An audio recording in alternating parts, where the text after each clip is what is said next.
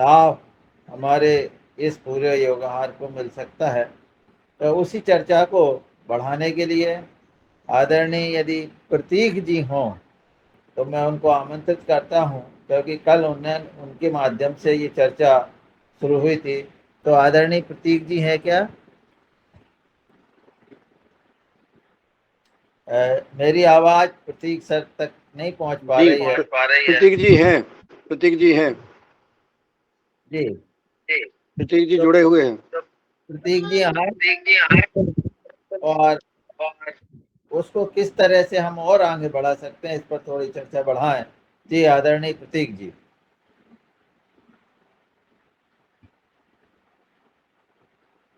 मेरी आवाज उन तक पहुंच नहीं पा रही है। मैं आदरणीय राउत सर से निवेदन करूंगा कि वे इस पर थोड़ा प्रकाश डालें। आदरणीय डॉक्टर राउत सर।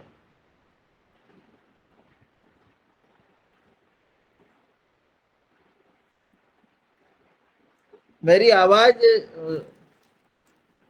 सुनाई पड़ भी रही है कि नहीं पड़ रही? आपकी आवाज पूरी आ रही है। जी, तो डॉक्टर राउत सर भी नहीं है। आदरणीय शरद भैया जी से बात कीजिए।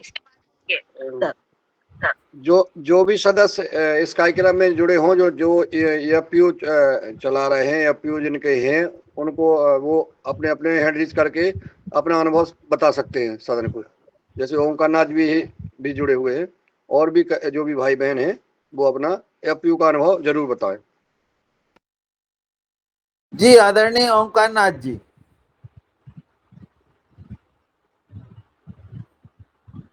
आदरणीय पवन सर जी जुड़ गए हैं, आदरणीय पवन जी कुमार जी को आमंत्रित कर लें। जी जी जी। तो मैं आदरणीय पवन कुमार सर को आमंत्रित करता हूं कि वो आए और कल जहां से चर्चा छूटी हुई थी उससे आगे बढ़ाएं। आदरणीय पवन सर जी। ओ जी नमस्कार ओम, और सबको अभिनंदन।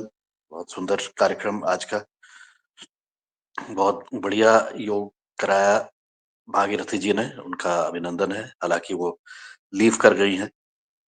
मुझे आशा है कि उनको हमने जब उनको बुलाया गया होगा मुकेश जी, तो उनको हमने हमारे जो नियमावली बनी हुई थी उसका लिंक या उसका जो पीडीएफ है वो भेज दिया होगा, जिससे कि उनको हमारे कार्यक्रम के बारे में अच्छी तरह से जानकारी हो जाए। तो ये प्रक्रिया हमें जरूर करनी है। जो भी नए व्यक्ति हमारे साथ जुड़े, उनको एक पीडीएफ फॉर्म बना रखा है हमने, उसमें भरना नहीं है कुछ भी, लेकिन उसमें हमारे योगाहार से संबंधित जो सामान्य जानकारी है वो उनको पहले ही अगर मिल जाती है हमारे योग शिक्षक को या मुख्य वक्ता को, तो उसको उनका एक तो उनकी तैयारी पूरी हो जाती है। ऐसा नहीं कि आज इनकी तैयारी नहीं थी, लेकिन फिर भी मैं ऐसे ही पूछ रहा हूँ और बस याद दिला रहा हूँ कि जो भी हमारे वक्ता आएंगे और योग शिक्षक आएंगे उनको पहले से हम दे दें।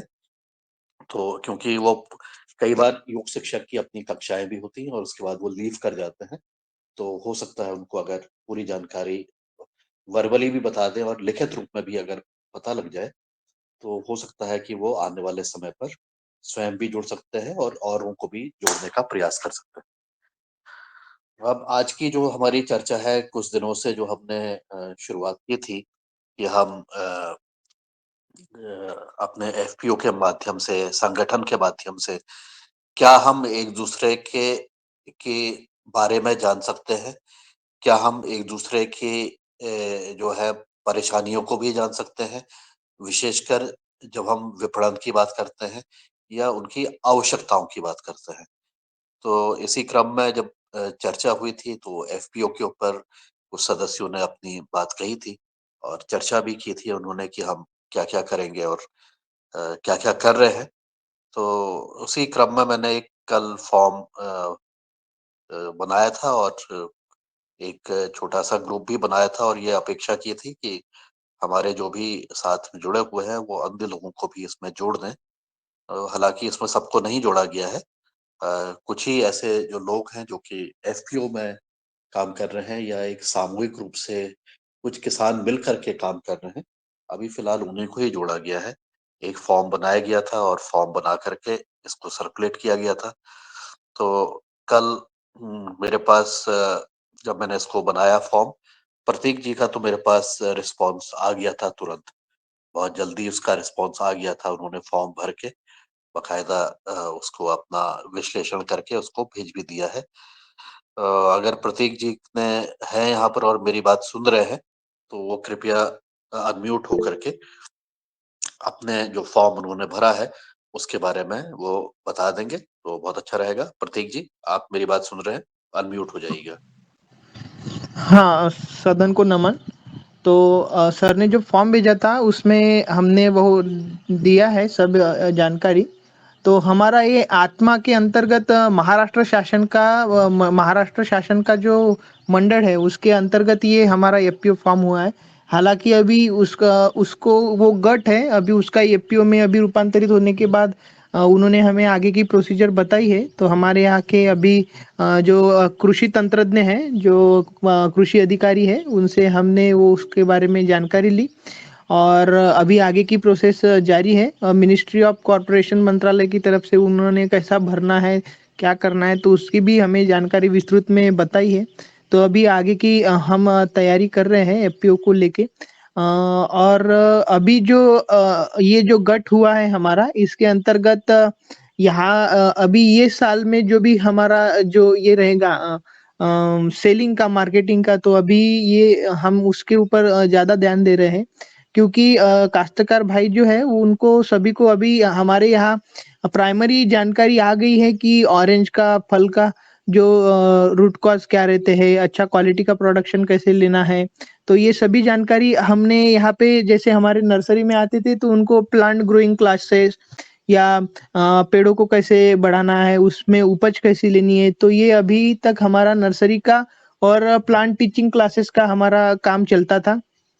उसके माध्यम से हमारे पास बहुत से किसानों का यहाँ पे समूह तैयार हो गया है। तो यहाँ हमारा एरिया जो है वो हजारों टन संतरा का उत्पादन करता है। तो इसी के कारणवश जो भी जो नर्सरी आ रहती है उसको भी हमने अच्छा करने का, और जो मेन जानकारी है, क्योंकि ये बडिंग का प्लांट रहता है तो इसके ऊपर जो भी बर्ड है, मातृ वृक्ष है, उसको लेके भी हमने काम किया। और जो किसान है जो नए अलग व्यवसाय से संतरा में आते हैं तो उनको कैसे चयन करना चाहिए नर्सरी का, उसके बारे में हमने बताया।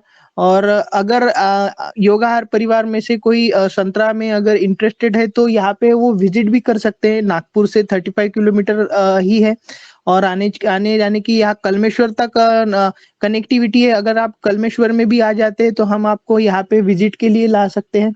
तो वो भी एक बात है, क्योंकि यहाँ पे आने के बाद स्पॉट पे जो भी आपको जानकारी दी जाएंगी वो भी एक विशेष रूप से एक अनोखी जानकारी आपको प्राप्त हो सकती है। फिर सर ने जो बताया, हमने सर के जो आपने ये भेजा था डॉक्यूमेंट, उसमें हमने ऐड करके भेजा है।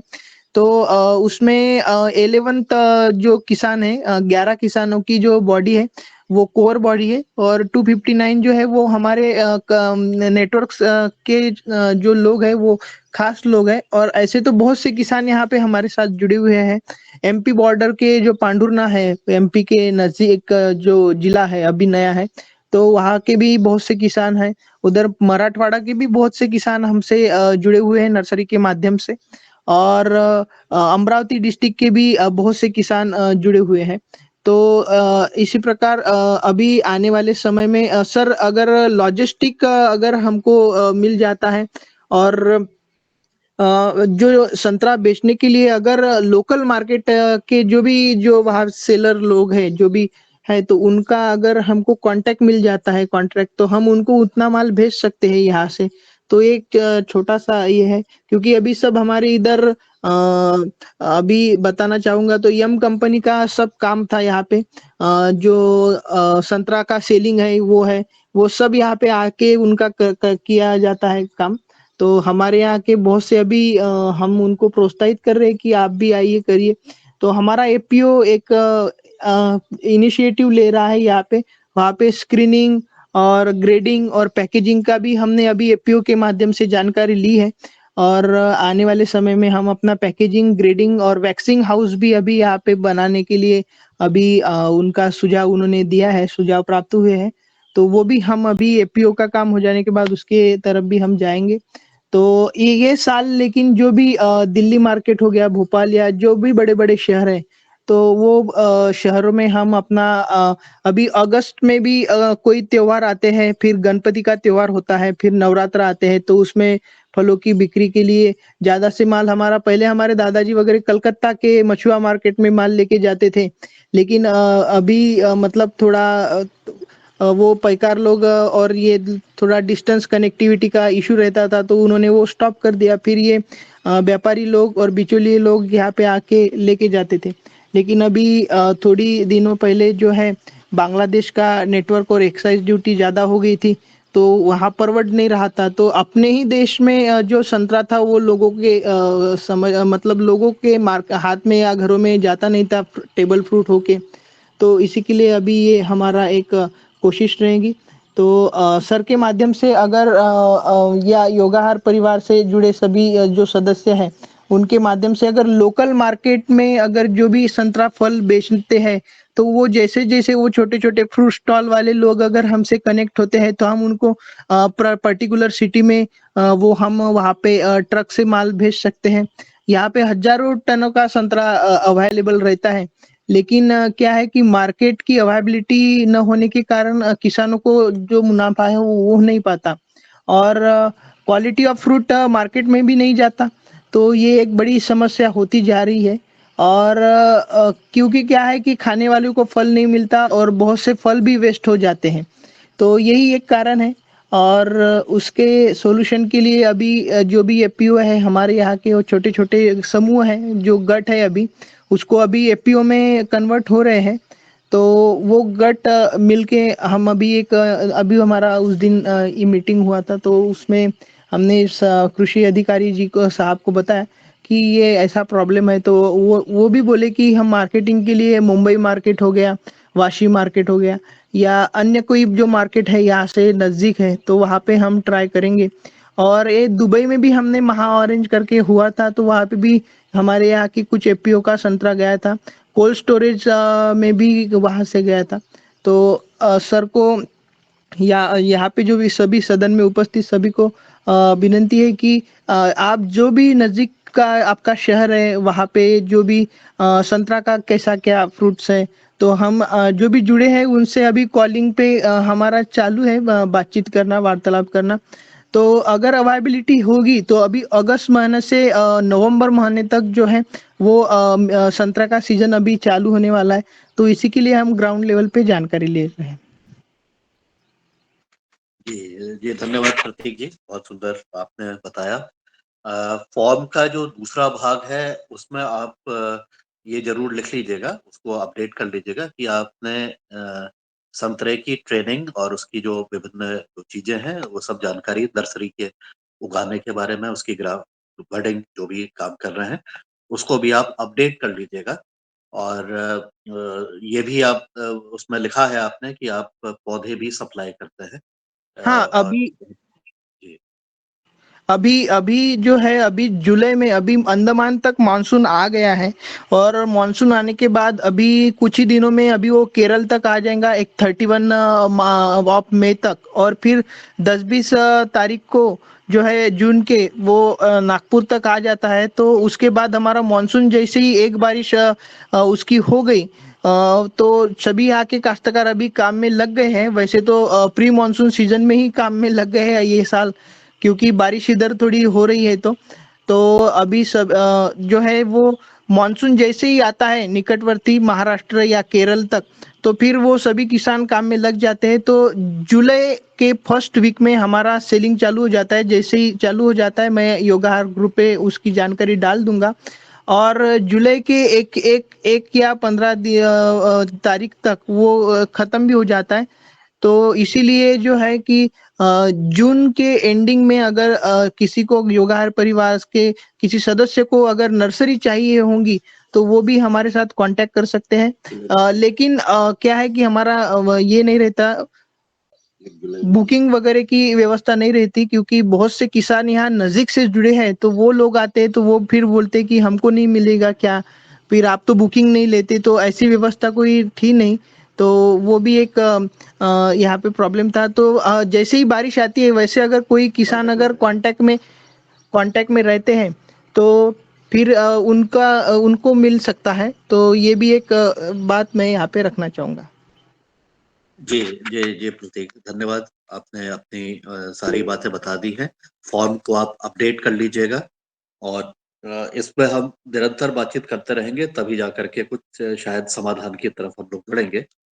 जहाँ तक कि मुझे लगता है कि आपका जो संगठन बनेगा वो मिनिस्ट्री ऑफ कोऑपरेटिव्स की तरफ से बनने वाला है, ऐसा मुझे लग रहा है। और ये एफपीओ वाला उस तरह से नहीं जाएगा, लेकिन वो मिनिस्ट्री सहकारिता मंत्रालय या विभाग के माध्यम से वहां पर बन रहा है, ऐसा मुझे प्रतीत हो रहा है। मैं अब इस विषय पर प्रतीक जी ने जो अपनी समस्या बताई और अपने बारे में बताया, इसके बारे में अगर किसी की कोई टिप्पणी है और कोई सुझाव है कि उनकी अपेक्षा थी कि उनका जो संतरा है उसको अगस्त माह से अगर वो कोई योगाहार परिवार के सदस्य उसको लेना चाहते हैं और अपने क्षेत्र में अगर कुछ नेटवर्क बना करके उसकी उनकी मदद कर सकते हैं, तो इसके बारे में वो सबकी राय पूछ रहे हैं। साथ ही यह भी बता रहे हैं कि उनके द्वारा जो निर्मित नर्सरी है, उस नर्सरी के पौधे भी अगर किसी को चाहिए या उससे संबंधित प्रशिक्षण अगर चाहिए तो वो उसको भी उपलब्ध कराते हैं। तो इस विषय पर अगर किसी की कोई टिप्पणी, सुझाव, कमेंट्स और वो है, यहाँ पर अनिल जी का हैंड रेज्ड है, तो आप अनम्यूट होकर के अपनी बात कहिए। उसके बाद आदित्य तिवारी जी का हैंड रेज्ड है, तो अनिल राय जी अपनी बात कहिए आप। जी ओम, सदन को प्रणाम। मैं प्रतीक जी से यह पूछना चाहता हूँ, जो अभी बताया आपने कि नर्सरी की सप्लाई करते हैं, तो ये कैसे ये हम लोग मंगा सकते हैं, इसके बारे में हमको जानकारी चाहिए थी। जी ओम। हाँ, जो आपका प्रश्न है तो मुझे आप बताइए, आपका लोकेशन कहाँ आता है, मुझे आप कहाँ से हैं?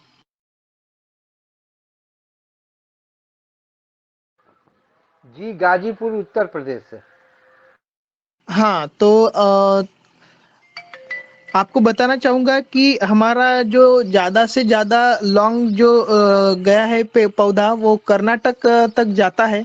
और ये नॉर्थ साइड में बहुत कम आता है, वो रीवा, खरगोन और राजस्थान यहाँ तक अभी गया है। उत्तर प्रदेश में भी अभी जैसे आप बात कर रहे हैं, तो आपको आना पड़ेगा यहाँ पे, फिर आपको बेसिक जानकारी हम दे देंगे। क्योंकि क्या है कि एक बार पौधा जमीन से निकल जाता है तो उसको क्या हो जाता है कि वो एक ओटी का पेशेंट हो जाता है, ऑपरेशन थिएटर का पेशेंट हो जाता है। तो उसको सिर्फ 21-22 दिन जो है वो सिर्फ पानी पे रखना पड़ता है। तो उसकी बेसिक बेसिक जानकारी अगर हम आपको मुहैया करा देंगे, और यहाँ पे उसका एक आपको बताया जाएगा, और यहाँ पे आपको आना पड़ेगा। और नागपुर से 35 किलोमीटर है, कलमेश्वर तक नागपुर की कनेक्टिविटी है। आप कलमेश्वर में भी अगर आ गए तो आपको यहाँ पे लाने की व्यवस्था की जाएगी, और फिर आपको यहाँ पे एक्सेस मिलेगा, और यहाँ से आपको आकर ही पौधा ले जाना पड़ेगा। ठीक है सर, धन्यवाद सर। जी, अगला हैंड रेज्ड आदित्य जी का है, आप अनम्यूट करके अपनी बात कहिए। जी सर, सदन को प्रणाम, आपको प्रणाम सर। प्रतीक जी से मेरा ये था कि ट्रेनिंग कब ऑर्गेनाइज करते हैं, या हम लोग आ जाएंगे तब ट्रेनिंग दे देंगे। और दूसरा, मैं 4-5 किसानों के यहाँ अपने संतरा के बगीचे लगाना चाहता हूँ, तो नर्सरी की उपलब्धता कैसे हो पाएगी? तो सर आप कहाँ से हैं? रीवा मध्य प्रदेश से। अच्छा, तो हमारा जो ट्रेनिंग का आपने जो प्रश्न किया है, तो उसके बारे में आपको बता देता हूँ। यहाँ पे सिट्रस रिसर्च इंस्टीट्यूट है, सेंटर। है। हाँ, हाँ हाँ, तो वहाँ कानपुर पे नागपुर में है। नागपुर में, तो हम्म, वहाँ पे जो कोर्शी का अटैक हमारे यहाँ पे हो गया था, साल कौन सा?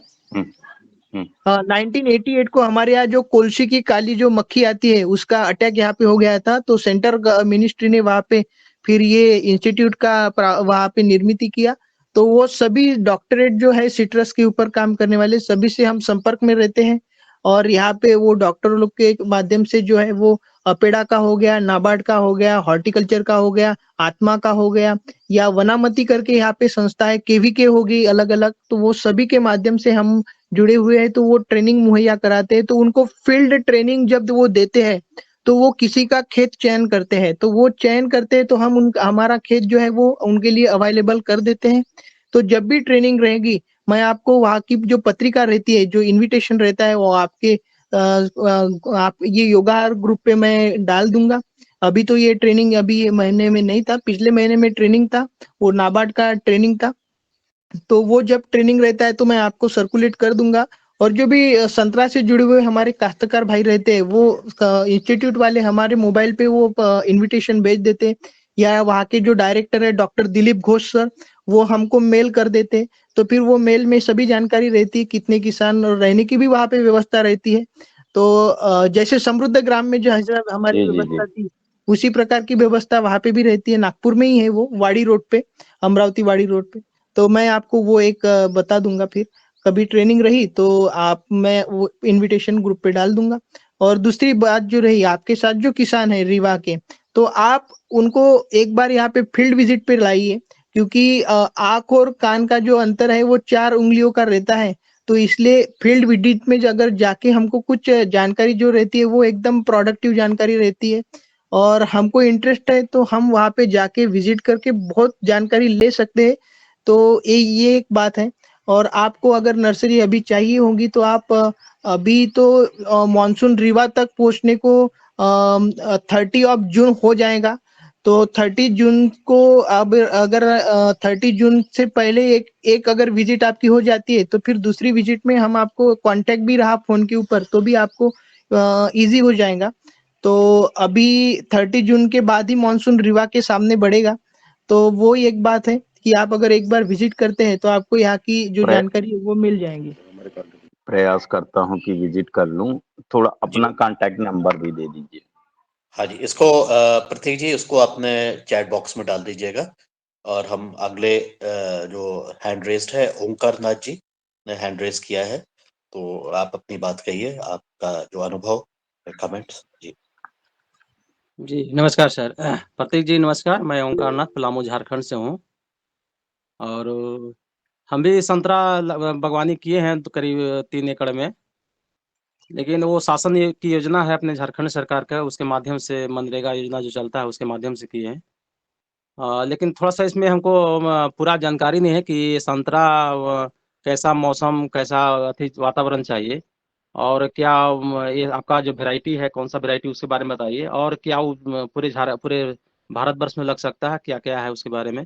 और दूसरा प्रश्न ये है कि आप ये बताइए कि आप किस रेट से देते हैं, और यहाँ पर झारखंड में अगर मंगाना हो तो कैसे वो मंगा सकते हैं, क्योंकि हमारे को लगता है कि हमारे यहाँ झारखंड में जो भी पौधा का ऑर्डर होता है वो उधर से ही आपके साइड से ही ऑर्डर होता है, आता है। तो आप कैसे किस रेट से आप उपलब्ध कराएंगे? अगर इस तरह का हमको जानकारी मिलता है तो फिर अपने बीपीओ से, अपने यहाँ के जो पदाधिकारी लोग से बात करेंगे, तो फिर वो एक संभावना आगे बन सकता है कि हम नर्सरी आपके यहाँ से मंगाएं। क्योंकि मेरे यहाँ भी झारखंड है, ऐसा क्लाइमेट यहाँ का है कि सूखा मौसम है, पानी का अभाव है करीब करीब हर जिलों में। तो बागवानी यहाँ पर ज़्यादा सक्सेस है कम पानी में। तो अगर संतरा का अगर मेरे यहाँ अगर उपयुक्त माहौल अच्छा है, हालांकि शासन ने किया होगा तो कुछ सोच समझ कर ही इसको रिकमेंड किया है संतरा को। तो आप थोड़ा सा बताइए, आपका अनुभव बताइए कि क्या मैं झारखंड के लिए उपयुक्त है। तो ऐसा अगर होता है तो फिर हम और आगे फिर इसमें आगे बढ़ेंगे।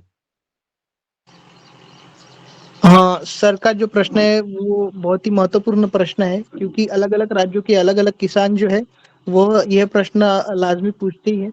तो सभी को मेरा एक नम्र निवेदन है कि गवर्नमेंट ऑफ इंडिया या जो भी आपका शासन आपको बताता है, सुझाव देता है कि ये फल लेना आपको आवश्यक है बागवानी में, तो वह बहुत डीप स्टडी करके वही आपको निवेदन देते हैं।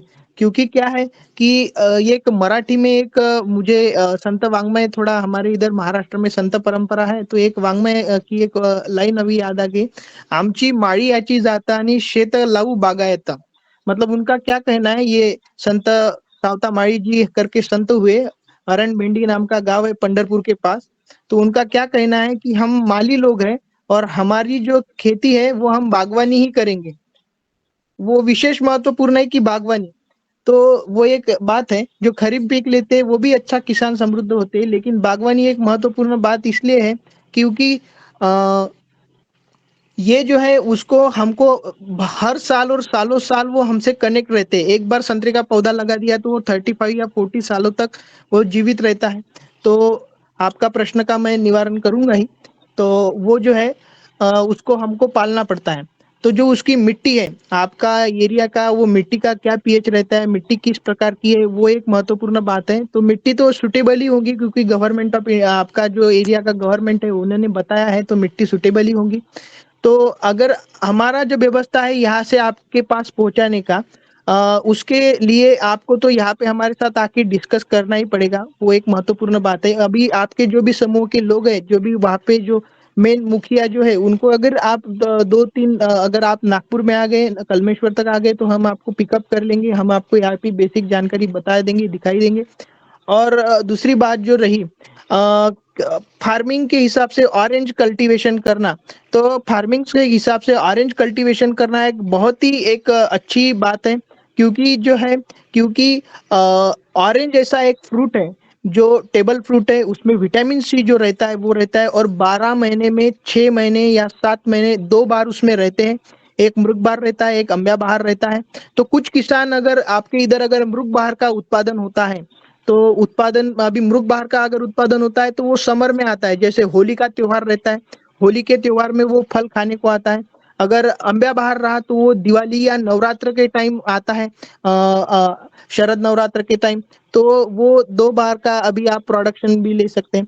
और उसको उगाने का जो तरीका है वो थोड़ा टिपिकल है, और अंगूर से कम लागत में ये होता है। अंगूर को ज्यादा स्प्रेइंग लगती है, ज्यादा कॉस्ट लगती है, और जो संतरा है उसको कम कॉस्ट लगती है। और अंगूर में अभी हमारे नासिक की तरफ का प्रॉब्लम अभी ऐसा जा रहा है कि 12 या 15 स्प्रे किए बिगर अंगूर पेड़ को टिकता ही नहीं है। फ्लावरिंग के टाइम में उसमें थ्रिप्स, माइट्स और जो भी कुछ कीटक है वो उसमें अटैक कर देते हैं। तो संतरे का वैसा नहीं है, क्योंकि संतरे का जो ऊपर का फल का जो लेयर रहता है, उसका जो ये रहता है, ऊपर का जो फल का जो लेयर रहता है वो थोड़ा स्ट्रांग रहता है। तो वो एक बात है। और जो संतरे का बेसिक स्ट्रक्चर है वो 9 मंथ तक पेड़ पे टंगा हुआ रहता है। वो मैंने बताया था मेरे पिछले जो सत्र हुआ था। तो वो भी बेसिक जानकारी अभी यहाँ पे जाएगा तो सदन का टाइम थोड़ा ये कंज्यूम होगा। तो इसीलिए अगर आपको विशेष रुचि है तो वो आप कर सकते हैं। गवर्नमेंट भी जो भी सुझाव देती है उसका स्वागत कीजिए। और संतरे से समृद्धि की ओर, संतरे से समृद्धि की ओर हॉर्टिकल्चर का एरिया आप कोई भी देख लीजिए, नासिक का अंगूर का एरिया देख लीजिए, उधर हापुस का रत्नागिरी का एरिया देख लीजिए, क्योंकि महाराष्ट्र तो फलों के लिए ही प्रसिद्ध है। तो जो भी फल के जो भी एरिया है, जो भी जोन है, वो अच्छा समृद्ध जीवन व्यतीत करते हैं। और वैसा मुझे लगता है क्योंकि मैं हॉर्टिकल्चर में ज्यादा काम किया हूँ। तो हिमाचल प्रदेश के देवेंद्र सर करके हमारे यहाँ आए थे, वो भी एप्पल और ऑरेंज को लगाने की बात कर रहे थे। और आपने वैरायटी भी पूछा था, तो वैरायटी मैं आपको बता दूं कि इसमें स्टार रूबी, ग्रेपफ्रूट, पमेलो, ये अलग अलग सिट्रस फैमिली बहुत बड़ी फैमिली है। जैसे आपकी फैमिली जैसी रहती है, हमारी फैमिली जैसी रहती है, तो उसमें अलग अलग प्रकार के फल उसमें रहते हैं, छोटे पापा, बड़े पापा। तो वो नींबू के छोटे पापा जो है, हम पोहा वगैरह खाते हैं उसमें नींबू निचोड़ते हैं, वो सादा लेमन हो गया। एक उसमें वेराइटी आती है, एक सीडलेस लेमन आता है, पेपर लेमन आता है। तो उसी प्रकार संतरे में भी अलग अलग उसके छोटे पापा, बड़े पापा वैसे रहते हैं। सीडलेस वेराइटी निकाली थी नागपुर में, लेकिन वो ज्यादा नहीं है, चली नहीं। और जो नागपुर मैंड्रिन है, जो नागपुरी संतरा बोलते हैं, जो ओरिजिनल नागपुर का जीआई टैग मिला हुआ संतरा है, तो वही हम सेल करते हैं। और वो प्रोडक्शन हमारे देश भर में हम ले सकते हैं, जहाँ पे भी टेम्परेचर 45 जाता है और जमीन में हम आपको गवर्नमेंट का सुझाव आता है कि यहाँ हो सकता है, तो वहाँ जरूर हो सकता है। क्योंकि वो पीएच और जो भी मापदंड है, ये श्रब्स में आता है, झुड़पी वनस्पति। जैसा सीताफल का पेड़ होता है, जैसे अनार का पेड़ होता है, उसी प्रकार संतरे का पेड़ होता है, नींबू का पेड़ होता है। इनकी हाइट एक मिनिमम हाइट रहती है। ट्री बोले तो आम का पेड़ जो बहुत बड़ा विशालकाय बनता है, बरगद का पेड़ विशालकाय बनता है, तो ये झुड़पी वनस्पति होती है, तो ये आ सकती है। एरिड एरिया में भी आ सकती है, ड्रॉट प्रोन एरिया जहाँ पे पानी की कमतरता है वो एरिया में भी आप उसका उत्पादन कर सकते हैं। लेकिन उसका ड्रिप इरिगेशन का, माइक्रो इरिगेशन का आपका वहाँ पे व्यवस्थापन होना बहुत जरूरी रहता है, तभी आप उसको कल्टीवेट कर सकते हैं। और उसका स्प्रेइंग का, उसका जो भी टेक्निकल गाइडेंस है वो आपको प्रोवाइड लेना, बार बार जानकारी लेना आवश्यक रहेगा, क्योंकि गाड़ी, जी हाँ तो जी यही बात है। जी अभी जी जी। तो रेट तो क्या इसमें पड़ेगा आप ओंकारनाथ जी जी, नर्सरी ओंकारनाथ का जी, पौधा का रेट क्या पड़ेगा? ओंकारनाथ जी, हाँ इसमें इसमें जी आप ना जी थोड़ा 1-to-1 बातचीत कर लीजिएगा, 1-to-1 बातचीत कर लीजिएगा प्रतीक के साथ। उनका नंबर जी चैट थोड़ा बॉक्स सा में आ रेट गया जानना है। चाह रहे हैं, रेट किस रेट में आप उपलब्ध कराते हैं, थोड़ा रेट जानना चाह रहे हैं। हाँ, ये 75 रुपीज आपको पड़ेगा, आपको 75। 75 रुपया प्लस अपना भाड़ा कॉस्टिंग अलग से पड़ेगा। हाँ, जी वो जी आपको, वो उसके बारे में आपको बड़ा व्यवस्था करना पड़ेगा, और जो भी आपको जानकारी है वो 1-to-1 आप मेरा नंबर लीजिए, मैं आपको बता दूंगा ठीक डिटेल्स। जी धन्यवाद। ठीक है जी, धन्यवाद ओंकारनाथ जी। रमेशन मेहरा जी, आप कुछ पूछना चाह रहे हैं? हम बाकी भी हमारे जी जो ओम, लोग सदन हैं, को नमन। हमारे बहुत और भी अच्छी। जो स्पीकर्स हैं, उनका जो एफपीओ का है उसके बारे में हम बातचीत करेंगे। जी रमेशन मेहरा जी। जी ओम, सदन को नमन। बहुत अच्छी चर्चा चल रही है। मेरा प्रश्न ये था प्रतीक जी से कि आप अभी जो है बड़े बगीचे की बात कर रहे हैं कि जो 1 एकड़ में, 2 एकड़ में लगाएं, परंतु जो लोग 5 पेड़, 10 पेड़ छोटे स्तर पर लगाएं, उनके लिए इसमें क्या संभावना है? जो स्वयं के खाने के लिए लगाएं या इस तरह से कि 5-10 पेड़ लगा लें, उसके लिए इसमें क्या संभावना है? जी ओम। मैं आपको एक यहाँ पे उदाहरण देना चाहूंगा कि खाना खुद के लिए बनाओ या और के लिए बनाओ, समय उतना ही जाने वाला है। तो अगर आप एक पेड़ के लिए भी काम करना है तो आपका उसका रूटीन रहता है, उसको फॉलो करना है। और 1 एकड़ में भी जो काम करना है उसके लिए भी फॉलो करना है। उसका क्या है कि टाइम टू टाइम जो उसका टाइम टेबल है उसके हिसाब से अगर उसको खाना परोसा जाए, पेड़ भी एक जीवित आत्मा है, तो उसका भी खाने का नियोजन आपको बनाना पड़ेगा। तो वही बात है, खाने का नियोजन उसका टाइम टू टाइम आपको रखना पड़ेगा, तो वो व्यवस्था आपको करनी पड़ेगी। जी जी, धन्यवाद प्रतीक जी। और हमारे सदन में कोई और हमारे जो साथी हैं जिन्होंने अपना संगठन बनाया है, एफपीओ बनाया है, उनका क्या अनुभव रहा एफपीओ के ऊपर? वो फॉर्म क्या आप देख पाए जिनके पास भी गया था? डॉक्टर दुबे, अगर आपने फॉर्म देखा और उसमें आपने आगे बातचीत की है तो आप कृपया आप भी अपने अनुभव शेयर करिएगा। डॉक्टर दुबे।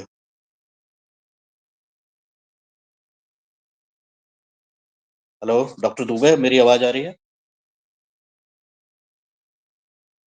ओके, ठीक है। सर मांगीलाल भैया जी जुड़े हैं, हाँ, अगर उनको वो बुला हैं लीजिए, आप बुला लीजिए जिसके भी बात हुई है। जी। आदरणीय मांगीलाल भैया, आप जुड़े हैं राजस्थान से, तो आपने अगर फॉर्म देखा है तो आप कृपया थोड़ा सा आप बताइए। जी, सभी योगार परिवार को मैं फॉर्म, अभी मैंने फॉर्म देखा नहीं है, उसके लिए क्षमा चाहता हूँ मैं, क्योंकि मैं कल बाहर गया था, अभी घर पे आया ही हूँ मैं।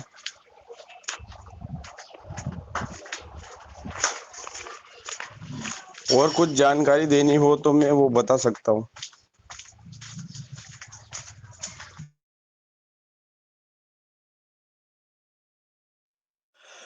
चलिए, कोई बात नहीं। ओंकारनाथ जी, आपने के पास जो फॉर्म आया था उसके बारे में आपकी कोई प्रतिक्रिया, आप उसके बारे में कुछ बताना चाहते हैं? जो आप उसको भर पाए थे, क्या हुआ था उसमें? जी सर, अभी फॉर्म देख लिया है सर, लेकिन भरा नहीं हूँ। आज उसको भर के हम आज सेंड करूँगा उसको। क्या सर स्कैनिंग करके फिर डालना होगा ना, क्योंकि हार्ड कॉपी तो निकाल के वो तो गूगल फॉर्म जैसा तो नहीं है ना, वो तो लगता है उसको निकाल के उसको जो भी फिलअप करके उसको फिर स्कैनिंग करके शायद भेजना है, ऐसा है क्या? जी सर। हेलो, आने वाले आवाज़ समय में पहुँच रहा इसको हम गूगल फॉर्म में भी कन्वर्ट कर लेंगे। अभी ये ट्रायल के रूप में हम लोग प्रयास कर रहे हैं कि ये व्यवस्था में हमारे अनुभव क्या आते हैं, हमारे लोगों का रिस्पॉन्स क्या आता है। वो उनकी क्या प्रतिक्रिया होती है, उनके उसके उसको बारे स्कैन में करके उसके कोई जी जी सुझाव है सर, कि नहीं? उसको स्कैन करके भेजेंगे ना सर? हाँ, फोटो खींच के भेज दीजिएगा सर। हाँ जी जी जी, ठीक, आज सर उसको लेकिन फिलअप फोटो करेंगे। खींचना तो एक डॉक्यूमेंट रखने के लिए है, और जी जी उसको अगर आपके पास कंप्यूटर की व्यवस्था है, उसको टाइप भी कर सकते हैं, अपने रिकॉर्ड के लिए भी आपका उपयोगी रहेगा। और फिर इसकी जो अनुभव हमारे आएंगे, उसके बाद इसके जो व्यवस्था बनने की बात है, उसको व्यवस्था वैसी ही बनाएंगे जो सबके लिए उपयोगी हो। तो ये जी सर। वो रहेगा इसमें। और अगर डॉक्टर दुबे मेरी बात सुन पा रहे हैं तो कृपया वो अपनी बात बता सकते हैं। नहीं।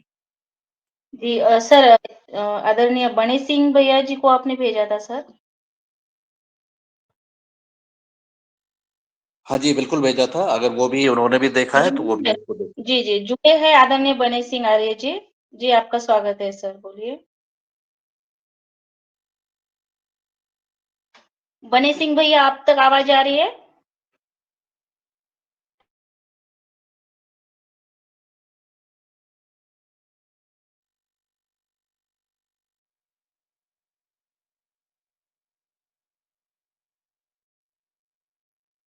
कोई बात नहीं, वो आप बात नहीं सुन पा रहे हैं हमारी।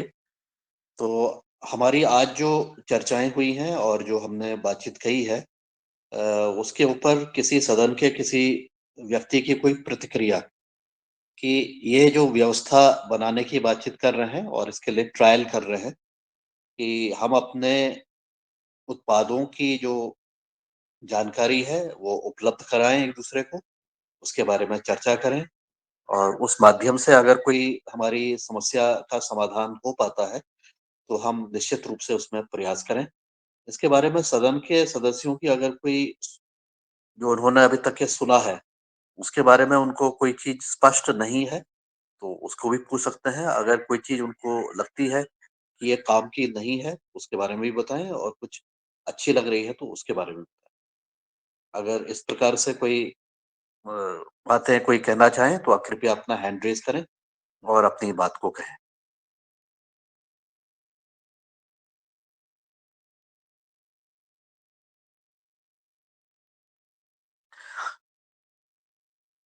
मुझे लग रहा है कि किसी का कोई रिस्पॉन्स नहीं आ रहा है, तो हो सकता है कि या तो चीजें स्पष्ट नहीं है, या फिर या कोई और कारण हो सकता है। जी, डॉक्टर रोशन लाल जी, आप कुछ कह रहे हैं? जी सर, धन्यवाद सर। जी। सदन को सादर नमन। बहुत सुंदर जो उस पर चर्चा चल रही है एफपीओ के बात के ऊपर, और जो इनके गुलांडे जी ने भी जो चीज़ें कही है उनके अपने संतरे के ऊपर, तो निश्चित रूप से जिन एरियाज में संतरे की संभावनाएं हैं, कुछ प्रयास कर लें कि अगर कुछ पौधों से अगर काम चलाते हैं, शुरू में स्टार्टिंग करें कि 5 पौधे 10 पौधे से भी अगर आप शुरू करते हैं तो एक बार आपको अनुभव हो जाएगा कि हमारे क्षेत्र में ये चीज़ें अच्छे से काम कर रही है नहीं। क्योंकि कई बार ये होता है कि रिकमेंडेशन भी दे दी जाती है और फिर फेल हो जाते हैं। बड़े बड़े प्लांटेशंस कई सारे में शासकीय उसमें भी जाते हैं। कई बार क्या है कि जो अधिकारी भी अपने हिसाब से चीज़ों को करते हैं तो उसमें भी कई सारे निर्णय हो जाते हैं। और उसमें भी कई बार मैंने देखा है कि जो नॉन ग्रोइंग एरिया है वहाँ पे भी रिकमेंडेशन चली जाती है, और कई सारे ग्रोइंग एरियाज में रिकमेंडेशन नहीं आती। तो हम अगर मान लो कोई किसान करना चाहता है तो वो वहाँ से एनआरसी से ट्रस्ट से पौधे मंगा ले या प्रतीक जी से मंगा लें। तो पौधे लेके इन पे मतलब 5-10 पौधे से एक बार ट्राई कर सकते हैं। वैसे नींबू तो पूरे देश में हो सकता है, उसमें कोई समस्या नहीं है। बाकी संतरे के साथ समस्या होती है, क्योंकि ये जैसे ही हम इसमें हाई रेनफॉल एरियाज में जाएंगे तो इसमें स्वीटनेस कम हो जाएगी, और जो खट्टापन है वो बढ़ जाता है। और सॉइल का भी है, कैल्शियम थोड़ा सा इसमें रिच होना चाहिए सॉइल में, तो वहाँ पर इसके परफॉर्मेंस अच्छा आते हैं, स्वीटनेस बढ़ेगी। तो कुछ फैक्टर्स हैं तो उन पर भी देखने की आवश्यकता होती है। और एफपीओ का निश्चित रूप से एक दूसरे से अगर हम चीज़ों को समझेंगे और आगे बढ़ाएंगे कि एक दूसरे के प्रोडक्ट को अगर प्रमोट करेंगे तो निश्चित रूप से हम थोड़ा सा ग्लोबलाइजेशन की ओर बढ़ेंगे, एक दूसरे को अपनी चीज़ें बता पाएंगे। जी ओम। जी धन्यवाद रोशन लाल जी। और कोई किसी के कोई sir comment doctor Dubey sir ने एक चीज़ और कुछ? करनी थी। हाँ जी। सर एक चीज़ और जी, मैंने वो कल पूरा वो देखा, कल मुझे ऑफिस में टाइम मिला तो मैंने पूरा जो आपने जो लिंक भेजी थी उससे गूगल लिंक से मैंने पूरा देखा, बहुत अच्छा लगा। सारी चीज़ें बहुत क्लियर है उसमें और मतलब क्या है कि हमें किसानों को इतना ही चाहिए, बहुत ज़्यादा उसको मतलब जो एक सामान्य किसान है उसको सिर्फ इतनी ही जानकारी चाहिए और जो बायोलॉजिकल पैरामीटर और जो फिजिकल पैरामीटर है इस पे निश्चित रूप से कहीं भी कोई भी अभी जितनी भी सॉइल टेस्टिंग होती है उसमें इन पे बहुत ज़्यादा जोर नहीं दिया जाता और इनकी जानकारी भी मतलब सामान्यतः नहीं होती है, क्योंकि अब जो नेचुरल फार्मिंग में जो जानकारियां हो रही तो वहां पर अब बात हो रही कि हम क्या माइक्रोफ्लोरा है, क्या उसमें सॉइल माइक्रो ऑर्गेनिज्म है, इन पर इनकी क्या स्थिति है। तो ये जो हम ये, के और वहां पर भी फिर भी अभी केचुए की बात नहीं हुई है।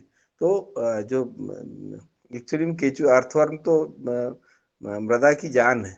तो ये निश्चित रूप से जो टूल किट है ये बहुत कारगर होगा और जो बेसिक जानकारी है वो डायरेक्ट किसान को मिलेगी तो वो उसके उत्पादन में बड़ा सपोर्ट करेगी। तो मैं प्रयास करूंगा, देखता हूं कैसे उसको, क्योंकि अपनी सांस की थोड़ी सी लिमिटेशन है, उसके अलावा मैं अपने लेवल पे किस तरह से इसको आगे बढ़ाऊंगा मैं उसके लिए प्रयास करूंगा। जी ओम। जी धन्यवाद डॉक्टर रोशन लाल जी। ये सबकी जानकारी के लिए ये मैंने एक वेबिनार किया था परसों, उसमें एक प्री रजिस्ट्रेशन मैंने करवाया था और जो भी उसमें जो जुड़े हुए थे, क्योंकि ये अंग्रेजी में मुझे वेबिनार करना था इसलिए मैंने बहुत इंटर वहाँ नहीं दिया, क्योंकि इसमें विदेश से भी कई लोग जुड़े हुए थे और मुझे बहुत अच्छे कमेंट्स अपने साथियों से मिले, कुछ नई पहचान भी इसके साथ जुड़ी हुई है। और आने वाले समय पर ये वेबिनार मैं अपने हमारे योगाहार के जो सदस्य हैं जो भी हैं मतलब उनके साथ भी मैं हिंदी में इसको करूँगा, जिससे कि सब लोग इसको जो महत्व है मिट्टी का जो महत्व है और उसको मैं अच्छी तरह से बता सकूं और जो हमारे अनुभव हैं उसके आधार पर आप भी अपने क्षेत्रों में मिट्टी का जो महत्व है उसको समझते हुए, ये भी एक बहुत महत्वपूर्ण चीज जो है मैंने एक लिंक में डाली है, वो ये निकल के आ रही है कि मिट्टी से तो सब जानते हैं कि हमें पोषण मिलता है पौधों को, लेकिन पौधे भी क्या मिट्टी को कुछ देते हैं पोषण? इसके बारे में अभी किसी ने चर्चा नहीं की है। बहुत लोग इसके बारे में अनभिज्ञ भी हैं, जानते भी नहीं हैं। लेकिन ये नई चीज निकल के आई है, जिसको मैं बताऊंगा विस्तार से कि पौधे भी भोजन उपलब्ध कराते हैं, मिट्टी को पोषण उपलब्ध कराते हैं और यही हमारे सृष्टि का ताना-बाना है। और इसी सृष्टि के ताने-बाने को अगर हम समझ लेंगे, तो हम अपने कार्यों को और अपने हमारा जो नज़रिया है, उसको बदलने में हम सक्षम हो पाएँगे और हम अच्छी तरह से पृथ्वी के साथ और प्रकृति के साथ तालमेल कर पाएँगे। तो ख़ैर इसके बारे में बताऊँगा। धन्यवाद डॉक्टर रोशन लाल जी, आपने उसको एप्रिशिएट किया और इस तरह की जो चीज़ें हैं, जो हमें नई चीज़ पता लगी है इसको भी हम शेयर करेंगे जल्द ही। अब मैं आगे अपना हैंड रेज़्ड हो गए हैं और डॉक्टर किशोर दुबे आपने एक फॉर्म भेजा है और आपने उसको फिल किया है, तो कृपया आपने जो आपने भरा है उसके बारे में आप अपने अनुभव बताइए। क्योंकि ये फॉर्म जो है ना, ये जो फॉर्म हम बनाया है ये अभी एक ड्राफ्ट है, ये एक टेस्टिंग का फॉर्म है। इसको अगर टेस्टिंग में ये पार हो जाता है तो हम इसको आगे इसमें अगर सुधार करने की भी ज़रूरत है तो सुधार करके इसको फिर आगे बढ़ाएँगे और सबके इसमें रिस्पॉन्स लेंगे। जी, डॉक्टर दुबे, मेरी आवाज़ आ रही है आपको? हाँ जी। धन्यवाद। फार्म के बारे में तो मतलब फार्म जो है वो अच्छा ही है, एक जगह पे सिर्फ वो ईमेल और मोबाइल नंबर जो है वो थोड़ा रिपीट हो गया है, तो उसको आप देखने के बाद में आप वो आसानी से उसको सुधार सकते हैं, वो कोई बड़ी बात नहीं है। बाकी तो सब जो इनपुट्स वाली भी बात कि एफपीओ क्या क्या क्या लगना है और वहाँ पे उसके क्या प्रोडक्ट्स है उसके बारे में भी आपने जो दिया है वो तो निश्चित रूप से सारा अच्छा ही है। उसके बावजूद मुझे जो लगता है कि जो किसानों को और बाकी मेंबर्स को एक हमेशा तकलीफ आ रही है कि उनको जीवामृत या फिर बीजामृत या साथ ही में उनको पेस्टिसाइड्स जो निमोनिया या बाकी जो चीजें हैं, क्योंकि वो अवेलेबल उनके यहाँ पे होता कि नहीं होता, इसके बारे में अगर रखा गया निश्चित रूप से और वो जानकारी अगर लोगों को पास में आई तो निश्चित रूप से जो डिस्प्ले अगर वो होता है तो आजू बाजू के किसानों को या दूसरे लोगों को कि हाँ भाई इनके पास में नींबू है वो रेडीमेड मिल सकता है 5 लीटर 10 लीटर जो भी है, उस तरह से अगर वो जानकारी प्राप्त होने की एक संभावना निर्माण हो सकती है, तो उसके बारे में अगर जानकारी वो उसमें मिलती है तो वो भी एक प्रारूप उसमें जोड़ा जाए, ऐसा मुझे लगता है। दूसरी तो चीज कि अभी नहीं जो डॉक्टर दुबे, इसको आप तो जोड़ सकते हैं, उसमें तो कोई समस्या है ही नहीं। जो अगला वाला पार्ट है आपका उसमें जिसमें आप सर्विसेज की बात कर रहे हैं, तो उसमें आप जोड़ दीजिए, उसमें कोई प्रॉब्लम नहीं है। हालांकि उसको मेंशन कर देंगे, फॉर्म में लिख देंगे, एग्जाम्पल के रूप में लिख देंगे कि ये उत्पाद अगर उनके पास है तो उसको वो बड़ी मात्रा में अगर वो बना रहे हैं और बेचने के लिए बना रहे हैं तो निश्चित रूप से उसको लिखा जा सकता है। आप उसको मेंशन कर दीजिएगा अपने फॉर्म में, रिवाइज कर लीजिएगा फॉर्म को, और उसमें जो भी आपको संशोधन करना है फॉर्म में उसको कर दीजिएगा। फिर एक दिन बैठ करके इसको हम फाइनल कर देंगे सबके इनपुट्स मिलने के बाद। जो भी आपको लगता है कि उपयोगी है, जो भी चीज उपयोगी है, कृपया ये मत समझिए फॉर्म अंतिम है, इसमें कोई संशोधन नहीं कर सकते हैं। आप फ्री हैं, संशोधन करिए और आप उसकी उपयोगिता ज्यादा से ज्यादा लोगों तक पहुंचे। जी, मैंने आपको बोल दिया था, अब अगली बात आपके लिए। हाँ सर, हाँ दूसरी जो चर्चा में अभी अपने प्रतीक भाई और बाकी अभी हमारे ओंकार नाथ जी और बाकी सबसे जो सुन रहा था, डॉक्टर रोशन लाल जी ने भी उसमें जो अपनी बात रखी थी, तो वो पूरा निचोड़ देख के मैं एक कहना चाहता हूँ कि अभी जमाना बदल गया है। पहले ऐसा था कि जिस क्लाइमेट में जो चीजें होती थी वही उसी क्लाइमेट में ही अच्छी बनती थी और जगह पे नहीं बनती थी, ऐसी एक सोच किसानों में थी। आज लेकिन परिस्थिति बदल गई है। मैं एक मिसाल के तौर पे दूंगा कि स्ट्रॉबेरी हमारे महाराष्ट्र में सिर्फ महाबलेश्वर वगैरह जो कोल्ड प्लेसेस जिसको बोलेंगे हिल स्टेशन बोलते वहीं पे होती थी, लेकिन जहाँ पे वर्धा डिस्ट्रिक्ट में 45 से 48 डिग्री तक समर होता है, वहां पे भी मेरे डिस्ट्रिक्ट में वर्धा में स्ट्रॉबेरी का उत्पादन गत 3 वर्षों से हो रहा है।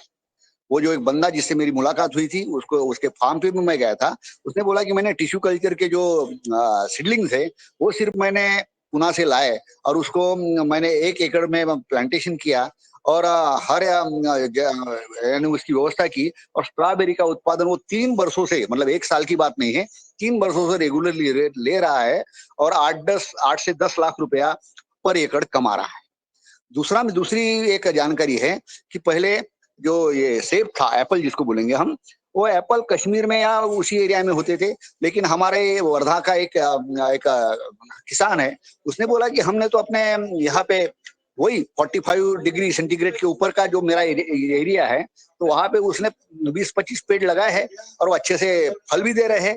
तो मेरा कहने का मतलब इतना ही है कि पहले एक जमाना था कि जिस क्लाइमेट में जो चीज होती थी वहीं पे होती थी, लेकिन अभी थोड़ी परिस्थितियां बदल गई है। तीसरा एक एग्जांपल कि केसर का प्रोडक्शन भी नागपुर में एक लैब में एक घर में किया है, एक दंपति ने, लैब में नहीं बोल रहा मैं, एक अपनी एक रूम उन्होंने अपने घर की बना दी और वहां पे केसर का भी प्रोडक्शन उन्होंने लेना शुरू कर दिया है। तो ऐसे नए नए प्रयोग हो रहे हैं, खेतों में भी हो रहे हैं, इनसाइड भी हो रहे हैं। तो ऐसे में जरूरत है कि हम अगर ऑरेंज की भी बात करते हैं तो 5-50 जो कलमे हैं उसको एक्सपेरिमेंट के तौर पर हम अपने जगह पे लाए, उसका तकनीक समझ लिए हुए और उसके तकनीक के आधार पे ट्रायल करने में कोई हरकत नहीं है। हाँ, बड़े पैमाने में मत लगाइए, ये तो प्रयोग की क्या खेती है ऐसा समझ के चलते, अगर फसल अच्छी आती है 5-10 पेड़ों में तो निश्चित रूप से उसको मल्टीप्लाई किया जा सकता है। तो इस तरह के तौर तरीके करने की जरूरत है ऐसा मुझे लगता है, क्योंकि बेसिक जो चीजें है वही गेहूं, धान और सोयाबीन, कपास, ये इनका जो बोझ है, इनका बोझ अगर कम करना है तो हमको alternative crops, alternative farming, alternative marketing, यही रास्ते हैं वो जो ट्रेडिशनल चीजों से निकालने के किसानों को, क्योंकि ट्रेडिशनल क्रॉप से अगर हम निकालेंगे नहीं तो निश्चित रूप से नई मार्केट संभावनाएं भी निश्चित रूप से क्रिएट नहीं होंगी और उसका जो बोझ है वो कम नहीं होगा और किसानों को 2 पैसे अच्छे मिलने की जो संभावनाएं हैं वो बढ़ेगी नहीं, ऐसा मुझे लगता है। तो ऐसे नए नए प्रयोग करने की जरूरत है। यह बस यही मेरी कमेंट है। धन्यवाद। धन्यवाद डॉक्टर दुबे, धन्यवाद। अपना मेरा आपसे रिक्वेस्ट होगा कि जो फॉर्म सर्कुलेट हुआ है उसको आप देख लीजिएगा, उसमें आवश्यक संशोधन जो आपको लगते हैं उसको कर लीजिएगा। उसको जितना सरल हम बना सकते हैं उसको सरल बनाने का प्रयास करेंगे। आने वाले समय पर इसको हिंदी भाषा में और अन्य उसमें भी उसको कर लेंगे और उसके बारे में मैं आने वाले समय पर बताऊंगा कि इसकी और क्या संभावनाएं हैं। अब ये हैंड रेज्ड है बन्ने सिंह जी का, तो अगर बन्ने सिंह जी आपको अपना अनम्यूट करके अपनी बात कही। जी, प्रणाम सभी महानुभावों को। फॉर्म के बारे में तो मुझे जानकारी नहीं है, मैंने पढ़ा भी नहीं या देखा भी नहीं, शायद ऐसा लगता है। पर आपकी जो आवाज़ आ रही थी कि जैसे मिट्टी से पौधा पोषक तत्व ग्रहण करते हैं और पुनः पौधा ही मिट्टी को चालित करती है, तो ये तो 100% सत्य है। दोनों का जीवन एक दूसरे पर निर्भर है। धरती माता जब पौधे या फल फ्रूट जो भी उगाती है और उनको पोषक देती है, तो उन पौधे के और उन फलों का जो भी है तत्व वो पुनः मिट्टी में विघटित होकर के धरती माँ को पूर्ण रूप से पोषित करता है। ये दोनों का जीवन एक दूसरे पर निर्भर है और यही सत्य है। जी जी जी जी, धन्यवाद बन्ने सिंह जी। बिल्कुल, ये बात तो बिल्कुल सही है कि जो पेड़ की जो पौधे हैं, उसकी फल है, उसकी पत्तियां हैं, वो वापस धरती में ही मिलती हैं। ये तो सब लोग जानते हैं और सत्य भी है। जो भी हम वेस्ट कहते हैं कि उसकी जो अवशेष हैं वो अगर मिट्टी में ही मिल जाए तो बहुत सुंदर है। लेकिन मैं जिस चीज का संदर्भ की मैं बातचीत कर रहा था वो इसके अलावा है। उसके अलावा ये है कि जो पौधा जब जिंदा है तब उसकी जड़ों से जो पोषण मिलता है वापस धरती को जड़ों के माध्यम से, वो भी अपने आप में एक चीज अभी सामने निकल के आई है और उसके बारे में विज्ञानियों ने हवा पानी और सूर्य प्रकाश को ग्रहण पौधा करता है और उस पौधे के माध्यम से ही मिट्टी को पोषित करता है। वो बिल्कुल सूर्य की बिल्कुल, तो ऊर्जा है उसकी ना, जो मिट्टी में जड़ें हैं, तो रूपांतरित जड़ें पौधा जो है। हैं, उसकी जो जड़ें हैं, जड़ के जी माध्यम से जो शुगर्स वापस जमीन में मिलती है। और जमीन में क्या मतलब है, जमीन का क्या मतलब है? जमीन का मतलब ये है कि जमीन में जो जीवाणु हैं असंख्य मात्रा में, करोड़ों करोड़ों अरबों जीवाणु हैं, उनके लिए भोजन मिल पाता है। और जब ऐसा होता है तो आपकी जमीन में उत्पादकता आपकी बढ़ती है और आपके पोषण लेने की जो क्षमता है पौधे की वो भी बढ़ जाती है। इस विषय पर हम अलग से भी किसी दिन बातचीत करेंगे। जी और जी मैं अब इसी क्रम में आगे चलते हुए अगर किसी का और कोई प्रश्न है, कोई अ, पूछना चाहते हैं, कोई बातचीत करना चाहते हैं तो आप अपनी बात कह सकते हैं। किसी का हैंड रेस्ड अगर करना है, किसी ने कोई चीज पूछनी है जो हम अभी तक के बातचीत की है। प्रणाली जी ने हैंड रेस किया है। प्रणाली। ओम प्रणाम, सदन को सादर प्रणाम। आदरणीय, मेरा अभी आपने पौधों के बारे में बोला। पौधा खुद ही अपना अन्न तैयार करता है और सॉइल को रिच बनाता है। तो मेरा एक प्रश्न ही है और समस्या भी है कि सब जगह हमारे तो यहाँ महाराष्ट्र में ऐसा करते हैं, खेती करने के पहले ना वो पत्ते डालकर सब कुछ डालकर उसको आग लगाते हैं और वो जमीन है वो क्या करते हैं उसको आ, खरपतवार नहीं आना चाहिए बीज रोपण करने वक्त, इसलिए उसको अग्नि देते हैं, यानी आग लगाते हैं। ये बुरी प्रथा है। इसके लिए कुछ हो जाए तो ये लोगों के मन में इतना ठान के बैठा है कि ऐसा ही करना है। अच्छे रोप आने के लिए जमीन को जला देना चाहिए, कुछ भी ये पेड़ पौधों के जो पत्ते हैं वो डालकर। ऐसी एक परंपरा ही यहाँ है। ये पता नहीं गया तो लोगों को नहीं ये होता, अच्छा लगता कि ये क्या बता रहे हैं आप, ऐसा लगता है। तो और इससे कार्बन बनता है ना, ये कैसा इससे लोगों को बाहर निकाला जाए, ऐसा ऐसा मेरे मन में प्रश्न है, समस्या है। बहुत बड़े पैमाने में ऐसा काम किया जाता है संपूर्ण यहाँ। ओम हमारे कोकण में तो ऐसा ही जला के ही जमीन को अच्छी बनाते हैं, ऐसा उनका समझ है। ओम।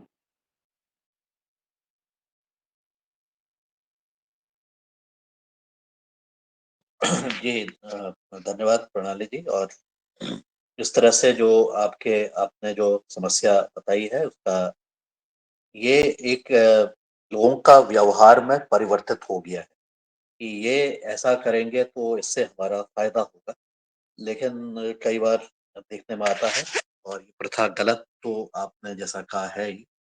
और तो ये प्रथा को बदलाव कैसे किया जाए, इसकी तरफ बदलाव कैसे करें, इसके बारे में जब तक के लोगों के तो प्रकृति के प्रति उनका रुझान नहीं रहेगा और उसको वो समझेंगे नहीं, तब तक के ये प्रथाएं आसानी से बदलने वाले नहीं। मुझे लगता है कि आप चूंकि शिक्षा के क्षेत्र में है और बच्चों के माध्यम से आप यथासंभव इस चीज के बारे में उनको चर्चा करें। छोटे बच्चे या और बड़े बच्चे भी अगर संभव हो, क्योंकि छोटे बच्चों को तो उतना जल्दी समझ में नहीं आएगा, लेकिन कक्षा 8, 9, 10, 11, 12 पढ़ने वाले जो बच्चे हैं, शायद उनके माध्यम से अगर हम उनको ये बताते हैं और उसके माध्यम से उनके घरों तक पहुंचते हैं, हो सकता है कुछ बदलाव की कुछ एक कदम उस तरफ बढ़ जाए। और इस विषय पर कई हमारे साथी हैं जो कि अपने खेतों में आग नहीं लगाते हैं, अपने आसपास भी खेतों में आग नहीं लगाते हैं। वो उनसे सीखने की और उनसे बातचीत करने की, संवाद करने की जरूरत है।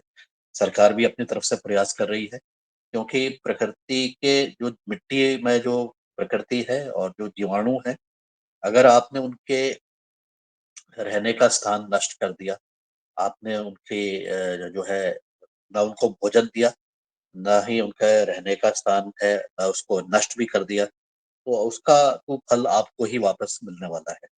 आज नहीं मिल रहा है, हो सकता है कल आपको अच्छी तरह से मिल जाएगा। तो यही चीजों को समझाने की अगर जरूरत है। और इसमें जो जैव विविधता सर है, इस हमारी सर विविधता सर इस विषय विविधता पर अनुमति हो तो 2 शब्द बोलने की इच्छा। मैं एक बार खत्म कर लूं बंदे सिंह जी अपनी बात को। तो ये चीजों को अगर हम इस तरह से हम कंप्लीट कर लें और अपनी बात को बताएं और उस पर चर्चा करें, तो जैसा मैं बता रहा था, आपने रहने के लिए स्थान भी आपने नहीं दिया, उसको जला भी दिया, मार भी दिया, तो आने वाले समय पर उसका फल भुगतना पड़ेगा। तो इसका एक जो तरीका है, अभी हमारे सदन में कुछ दिन पहले एक साथी आए थे, उन्होंने पीएमडीएस विधि के बारे में बताया था, प्री मॉनसून ड्राई सोइंग। तो ये विधि का के बारे में भी उन्होंने विस्तार पूर्वक बताया। उन्होंने कहा जितनी भी तरह की विविध क्रॉप्स को, फसलों को आप अपने वहां पर लगाते हैं और उसका आप फायदा लेते हैं उस तरीके से, तो उसको आपको लाभ मिलेगा। और ये जो खरपतवार की जो समस्याएं हैं और बाकी जो समस्याएं हैं, इसका भी आपको समाधान मिलेगा। मिट्टी को आपने 365 दिन ढक करके रखना है, और ढक करके रखने के साथ ही आप उसको अपना सही रूप में बाकी चीजों को आप कम करते हुए अपने जो उत्पादन की जो वस्तु है उसको आप उपयोग में ला सकते हैं। तो कृपया पीएमडीएस उसके बारे में आप जानकारी लीजिए, उसके बारे में अपनी समझ बनाइए, और यथासंभव अपने क्षेत्र में उस विधि का भी आप उपयोग करेंगे तो इसका निश्चित रूप से लाभ मिलेगा। जी बंदे सिंह जी, अब आप कुछ कह रहे थे, आप अपनी बात बताइए। ओम प्रणाम प्रणाम आदरणीय। जी, जैसे मिट्टी में जो अवशेष जलाने की जो बात हो रही हो, तो अवशेष तो पूरे देश भर में सभी लोग जला रहे हैं, और इसी का दुष्परिणाम आज जो देख रहे हैं हम, मिट्टी में जल भंडारण क्षमता इसी वजह से कम हुई है।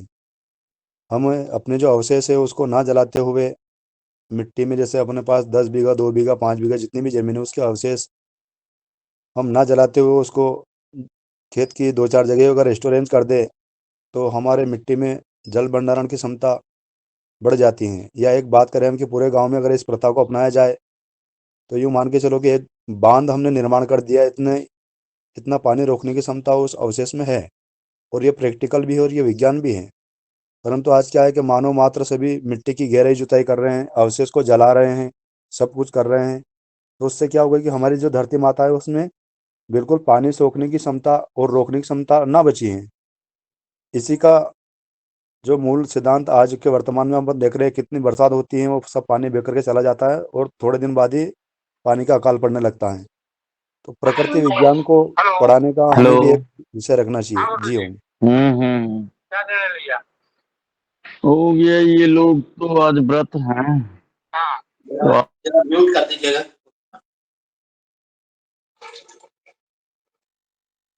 जी, तो इस विषय पर हमारी बातचीत हो गई है, और अभी एक मैसेज भी आया है कि हम 8 बजे तक इसको समापन करें। तो मैं 8 बजने में भी 2 मिनट बाकी है। अगर किसी के और कोई प्रश्न नहीं है तो फिर हम आगे कार्रवाई को, मुन्नीलाल जी, रंजना जी, आप सदन को लीजिए जी और इसमें आगे कार्रवाई करिए। जी आदरणीय जी सर, अस्तिवा तिवारी जी, भैया जी का आपका हैंड राइज है, आप कुछ कहना चाहते हैं?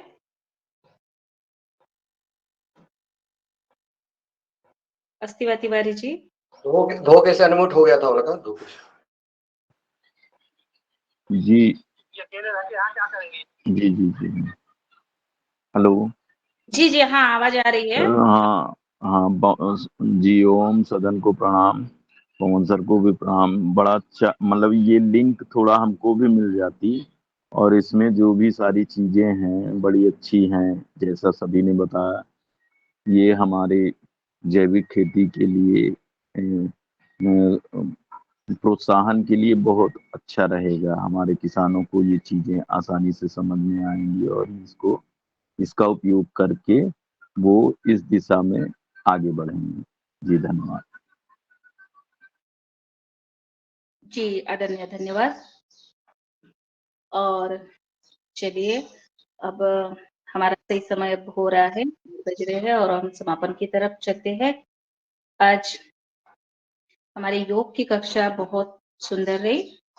आदरणीय भागीरथी बहन जी ने उत्तराखंड से बहुत अच्छे से ली, उनका मैं धन्यवाद, आभार, अभिनंदन और आभार करती हूँ। उसी के साथ जो आज हमने आदरणीय पवन कुमार सर के निर्देशानुसार हमने जो गूगल फॉर्म थे आपको भरने के लिए दिए थे, आप सबने देख लिए। जिन्होंने नहीं भरे होंगे वो कृपया भर के सबमिट कर दीजिए, और जानिए, परखिए क्या है। अगर कोई त्रुटि है तो पूछ भी सकते हैं।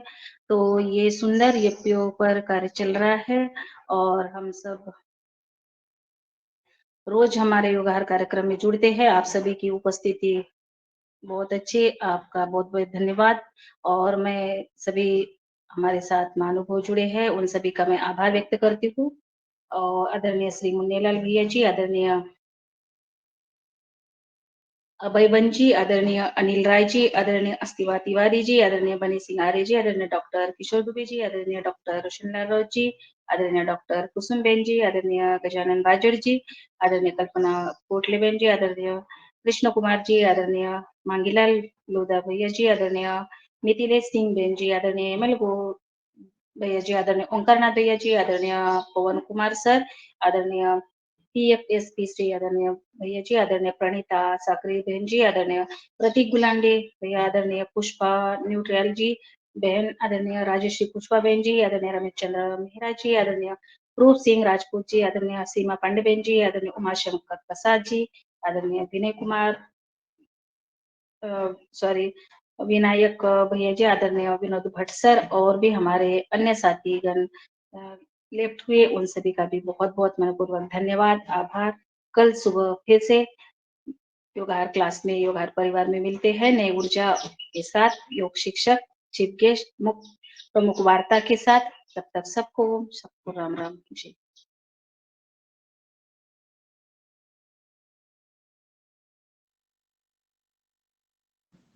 आपका भी आभार, बहुत बहुत धन्यवाद। सबको राम राम। सभी को राम राम। राम राम सर। सर जी प्रणाम। बहन जी प्रणाम। जी ये जी प्रणाम प्रणाम जी भैया जी। प्रणाम। वो यात्रा प्रारंभ हो गई है हमारी चार धाम की। जी ये चार धाम की यात्रा पे पूरे परिवार के साथ निकले हम लोग। जी भैया जी बहुत सुंदर। आपको और ढेर सारी शुभकामनाएं। आपकी यात्रा जी मंगलमय जी, हो। अब आज तो थोड़ा सुबह दिनेश जी सर से बात हो गई थी 5:15 बजे निकलने के पहले, तो मैं सोच रहा था जुड़ेंगे, पर अभी आज शुरुआत हो गई, देहरादून पहुंच गए। अभी कल से आपको उधर के दर्शन कराएंगे सुबह से, बिल्कुल और कल यमुनोत्री की सुबह पहुंचेंगे, निकलेंगे। और वो आज अभी आपने जो लिंक बोला है कि जिसमें गूगल फॉर्म भरना, वो किसका है, उसका लिंक कहाँ पे मिलेगा? वो नहीं देख आपको पाया भेज दिया जाएगा। आपका योप्यो है ना? ऐप। नहीं, वो मैंने नहीं देख पाया हूँ 2 दिन से, मैं अभी लेट जुड़ा था, तो वो उसका लिंक कहाँ जी मिलेगा? जी जी जी मैं दे दूंगी आपको। आप मेरे को भेज दीजिए मोबाइल। आप किया आप लोग कितने निकले हैं? सभी को शुभकामनाएं। यात्रा के लिए शुभकामनाएं भाई जी। ओम। जी धन्यवाद। ओम ओम ओम। हाँ। आप लोग जी कितने सदस्य, आप लोग साथ में कितने भाई लोग जा रहे हैं? हम लोग 13 लोग हैं। अच्छा, चलिए 13 चलिए लोग हैं आप। परिवार से, सब लोग जी बैठे हैं। ये अभी चलिए आप। देहरादून बात कर रहे हैं हम लोग। जी